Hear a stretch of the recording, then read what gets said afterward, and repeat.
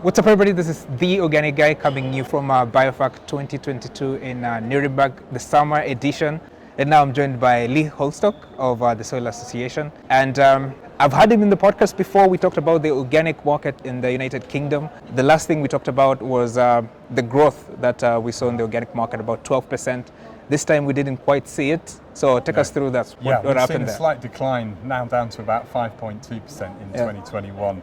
We always knew that 12.5% was going to be hard to repeat. I think if any industry can get 12% year after year, that's an astonishing level of growth. We're still very pleased with 5%. That's a figure that's consistent with what we've seen over the last decade and a half.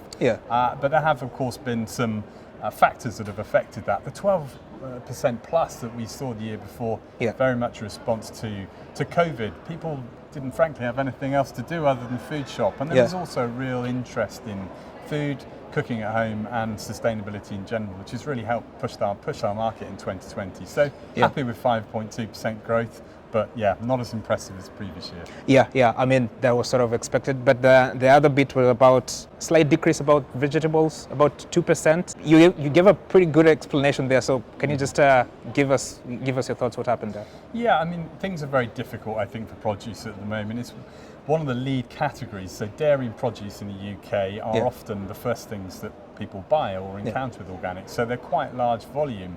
So we see fluctuations in those areas generally. And I think particularly with produce and horticulture, this is where we're seeing some of the biggest inflationary pressures as a result of the current economic climate. So of course, farming organically, more labour. We do have some labour shortages in the UK. We have a challenge with salary and wage inflation and keeping that under control, and also energy costs. There's a need for refrigeration and other overheads like this. That's quite challenging for the produce and horticulture sector. Another interesting point you mentioned, that the United Kingdom is no longer part of the EU. Of course, EU has that target of trying to get 25%, but the government is stepping up, you said a little bit.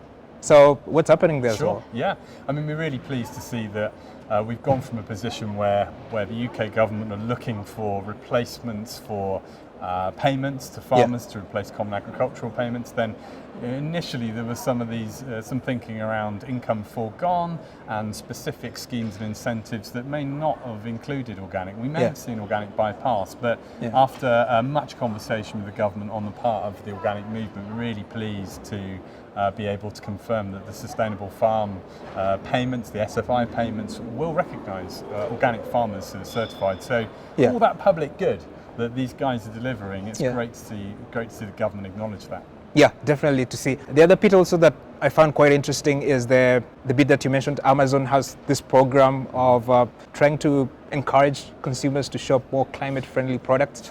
That has also had a huge boost in people buying organic. So what's the deal behind that? What's going on there? Sure. Well, I think one of the things that we find with organic is that consumers don't always connect it to sustainability. I think it's an ongoing challenge for us that we all continually need to improve the communication, tell them about the fact that we are also regenerative, tell them about the fact that we're doing all this great stuff in the name of making food and farming more sustainable. What Amazon have done quite interestingly is that they've created a filter which you can filter out products which have the climate pledge. Now, climate pledge isn't just about organic products. There are a number of schemes and measures by which Amazon will give your product the climate pledge. So we're helping our licensees to ensure that they're selected in the platform where they supply.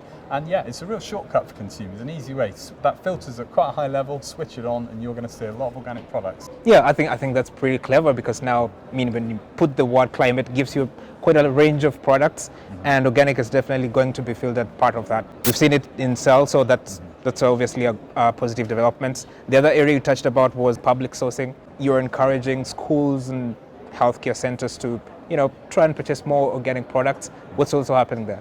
The Food for Life partnership and the Food for Life schemes associated with that, we've been running those at Soil Association for quite some time now. It's been a really big success story historically. We've seen quite a significant expansion in the last decade of the amount of money spent on organic product by those serving food and supplying food into particularly public sector settings. So as you mentioned, schools, hospitals.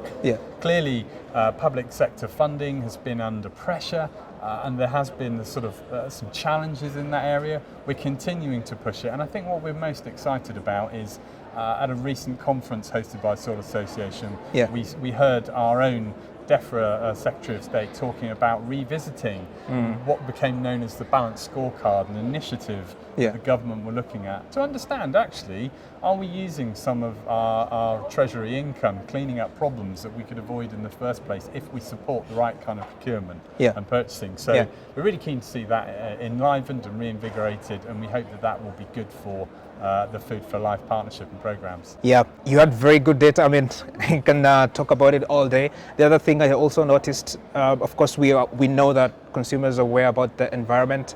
You also mentioned more than half of the consumers are more concerned about packaging. So that's an interesting development happening there. So what's going on in there? And packaging is certainly singled out by the organic sector, and, because we do have some challenges there. There is an expectation on the part of consumers broadly that packaging should be more sustainable. There should be more genuinely biodegradable packaging. There's a lot of confusion in that whole landscape.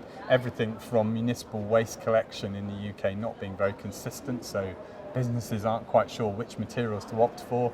We also have some fairly niche challenges in organic. For example, the regulation requires that we separate product. That's what certification and a lot of standards are trying to achieve, this preventing substitution and critically contamination. So unfortunately, there's an onus on organic products to be potentially more packaged. So there's real interest in how we meet the consumer's sustainability expectation, both in terms of the way that it's farmed organically, but also the way that it's actually packaged. So there's a lot of work going into that.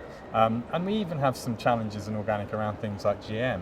So the availability of biodegradable starch-based packaging is good at the moment, but actually you try to find one that definitely isn't from a genetically modified feedstock. Not so easy. Definitely not so easy. A lot of promising as well in that sector. Just to finish a little bit here, what should we expect in the next report? I mean, is there something you're looking for? Maybe something different in the next report? Well, I'll be interested to see if the explosion in home delivery can be sustained. As I mentioned in our talk a moment ago, that it's certainly there's been a real surge in interest throughout COVID, and those businesses that have now collected extra consumers, the challenge is going to be to keep them.